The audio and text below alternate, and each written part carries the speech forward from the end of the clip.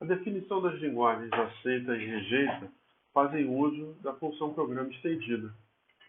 Basicamente, uma palavra é aceita por um autômato finito determinístico que reconhece uma linguagem quando a função programa aplicada a essa palavra a partir do estado inicial vai produzir um estado que pertence ao conjunto de estados finais.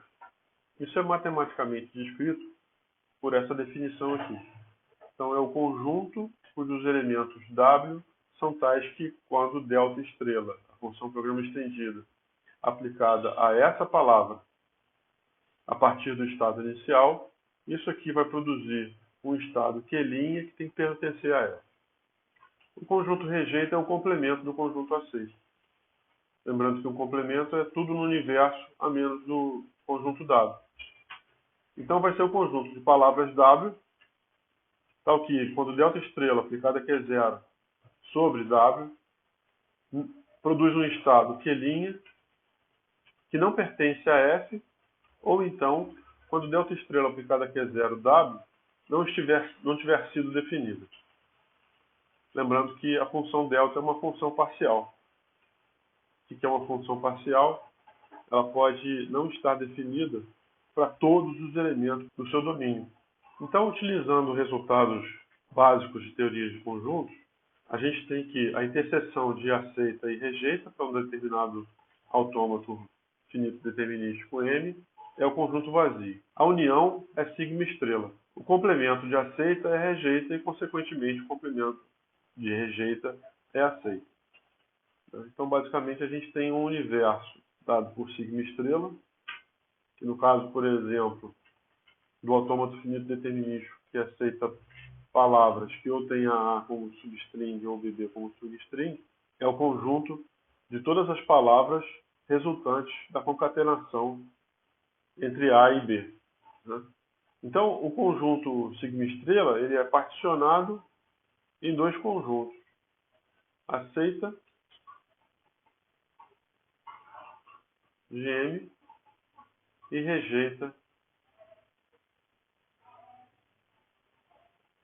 GM. Utilizando então as definições de aceita e rejeita e as suas propriedades de teoria de conjunto, nos permite fazer algumas definições bastante interessantes. A primeira é quando dois autômatos finitos são equivalentes. Isso vai acontecer se e somente se o conjunto das palavras aceitas pelo primeiro é igual ao conjunto das palavras aceitas pelo segundo. E agora a gente pode dar uma definição, a primeira definição formal do que é linguagem regular. É aquela que tem pelo menos um autômato finito determinístico que aceita aquela linguagem. Vamos ver aqui agora alguns exemplos interessantes de casos extremos. Vamos considerar a linguagem vazia. A linguagem vazia é uma linguagem regular? A gente consegue construir um autômato finito determinístico que a reconhece. Esse autômato determinístico é o autômato M2.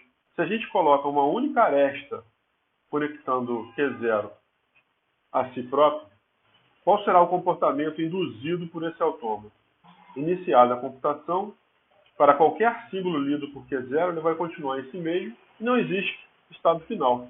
Então, a gente não pode dizer que esse é o menor autômato que reconhece a linguagem vazia. Porque todo autômato tem que ter pelo menos um estado inicial. Qual é agora o autômato que reconhece todas as palavras para um determinado alfabeto sigma? É similar, a gente tem que ter um estado inicial, mas agora o estado inicial é também um estado final. Então, para todo e qualquer símbolo em sigma, haverá uma transição de Q0 para ele próprio. Então, qualquer que seja a sequência de caracteres a partir de Q0, essa sequência vai ser aceita porque Q0 é o estado final.